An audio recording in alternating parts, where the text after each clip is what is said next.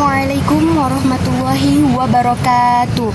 Alhamdulillahirabbil alamin wa bihi nasta'in wa ala umuri dunya waddin wassalatu wassalamu ala asrafil anbiya'i wal mursalin wa ala alihi wa sahbihi ajma'in, amma ba'du. Pertama-tama marilah kita panjatkan puji dan syukur kehadirat Allah Subhanahu wa taala. Salawat serta salam semoga selalu tercurah limpahkan kepada junjungan kita, yakni Nabi besar Muhammad Sallallahu Alaihi Wasallam, kepada keluarganya, para sahabatnya, dan tentunya kita umatnya sampai akhir zaman. Baiklah, sebelum dimulai, izinkan saya memperkenalkan diri. Perkenalkan, nama saya Cahya Aldatun Hasanah dari kelas 2B dengan NPM 251105010123. Yang terhormat, dosen pengampu mata kuliah Hadis Tarbawi Ibu Nur Relasa Dila STHI MPD, dan juga tak lupa teman-teman yang saya bangga. Di sini saya akan memaparkan materi yang telah saya pelajari selama di semester 2 ini, yaitu tentang karakter pendidikan.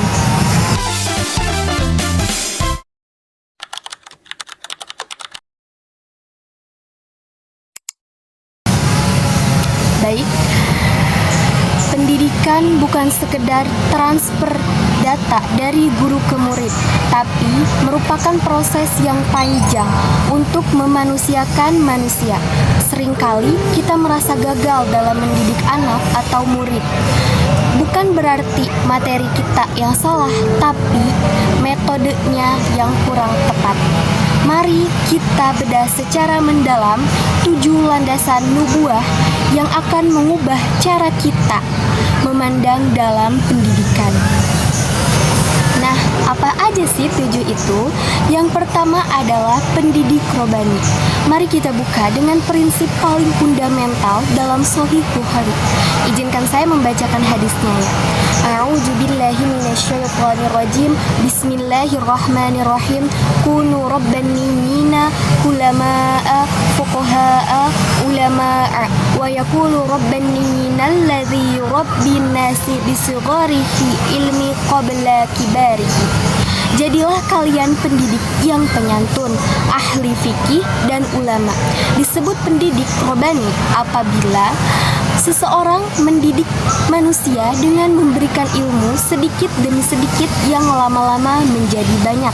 Hadis riwayat Bukhari. Apa sih itu robani? Kata ini berasal dari kata rob yang artinya pengatur dan pemelihara. Menjadi pendidik robani berarti kita harus memiliki sifat sabar dan bertahap. Banyak guru atau orang tua yang ingin hasil instan baru diajarkan sekali, ingin anaknya langsung hafal, ingin anaknya langsung cerdas. Padahal hadis ini menekankan bisigori ilmi, ilmu-ilmu kecil. Ibarat membangun gedung pencakar langit, kita tidak mungkin memasang atap sebelum pondasinya kuat. Pendidik robani adalah mereka yang telaten memberikan nutrisi, ilmu porsi kecil setiap hari, namun konsisten. Sifat halim, penyantun di sini juga kunci. Kita tidak boleh meledek-ledek saat murid tidak paham, karena tugas kita ini adalah memelihara akal mereka, bukan mematahkan semangatnya. Nah, yang kedua itu ada menanamkan karakter dan adab sejak dini. Rasulullah Shallallahu Alaihi Wasallam memberikan standar moral yang tinggi bagi seorang pendidik dalam riwayat Imam Tirmidzi. A'udzubillahi minasyaitonirrajim. Bismillahirrahmanirrahim. An Ibni Abbasin qala Rasulullah sallallahu alaihi wasallam laisa minna man lam yarham saghirana wa yuwakkir kabirana wa ya'mur bil ma'rufi wa yanha 'anil munkar. Dari Ibnu Abbas meriwayatkan bahwa Rasulullah sallallahu alaihi wasallam bersabda, bukanlah termasuk golongan kami orang yang tidak menyayangi yang lebih kecil, tidak memuliakan yang lebih besar, tidak menyuruh berbuat ma'ruf dan tidak mencegah perbuatan mungkar. Hadis riwayat At-Tirmidzi. Teman-teman, hadis ini adalah dasar dari pendidikan karakter. Ilmu setinggi langit tidak ada gunanya jika seseorang murid tidak punya rasa hormat. Rasulullah menekankan kata laisa minna, bukan golongan kami. Ini peringatan keras.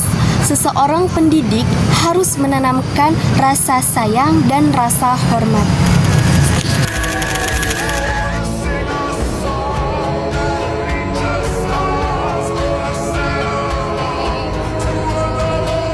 Siswa sebuah madrasah aliyah di Demak, Jawa Tengah mendapat bimbingan konseling dan trauma healing dari pihak kepolisian.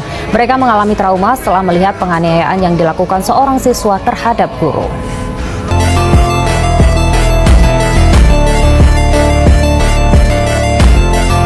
Dunia hari ini krisis adab. Banyak anak pintar namun melawan guru. Banyak orang dewasa yang tidak peduli pada anak kecil. Tugas pendidik adalah menjebatani ini. Jika kasih sayang sudah ada, maka perintah amar ma'ruf nahi munkar, mengajak kebaikan dan mencegah keburukan akan diterima dengan sukarela, bukan sebagai paksaan. Pendidikan adalah tentang hati dan saling terpaut. Nah, yang ketiga ada psikologi guru sebagai motivator. Bagaimana cara kita bicara di depan murid? Rasulullah SAW memberikan teknik komunikasi dalam riwayat Imam Muslim. A'udzubillahi minasyaitonirrajim. Bismillahirrahmanirrahim. An Abi Musa qala kana Rasulullah SAW idza ba'asa ahadan min ashabihi fi ba'di amrihi basyiru wa la tunafiru wa yasiru wa la tu'assiru. Dari Abu Musa, beliau berkata, satu orang sahabatnya selalu berpesan, sampaikan berita gembira oleh kalian dan janganlah kalian menimbulkan rasa antipati, berlaku mudahlah kalian dan janganlah kalian persulit. Hadis riwayat Muslim. Ini adalah rahasia positif reconfortment. Rasulullah memerintahkan basyiru, berilah kabar gembira. Jangan sampai kita menjadi pendidik yang selalu memberikan wajah seram atau ancaman hukuman. Mengapa harus yasiru, permudah? Karena tabiat manusia akan mendekat pada yang mudah dan lari dari yang sulit. Pendidik yang hebat adalah mereka yang mampu menjelaskan hal yang rumit menjadi sangat sederhana. Kalau kita selalu membuat ilmu terlihat menakutkan dan sulit dijangkau, murid akan merasa antipati, nggak suka. Jadikanlah kelas kita sebagai tempat yang penuh solusi, bukan tempat yang penuh tekanan. Nah, yang keempat ada mengelola kejenuhan dengan kreativitas. Pendidik harus peka terhadap kondisi mental audiensnya. Rasulullah, manusia yang paling mulia saja, tidak mengajar setiap saat tanpa henti. Beliau tahu bahwa otak manusia punya ambang batas kelelahan. Istilahnya yatakawwaluna, berarti beliau mencari waktu yang tepat atau momen emas. Seorang pendidik harus kreatif. Jika suasana mulai jenuh, berhentilah sejenak dan gunakan metode lain seperti bercerita, berdiskusi, atau berikan jeda istirahat. Jangan memaksakan masuk materi saat otak murid sudah tertutup karena lelah.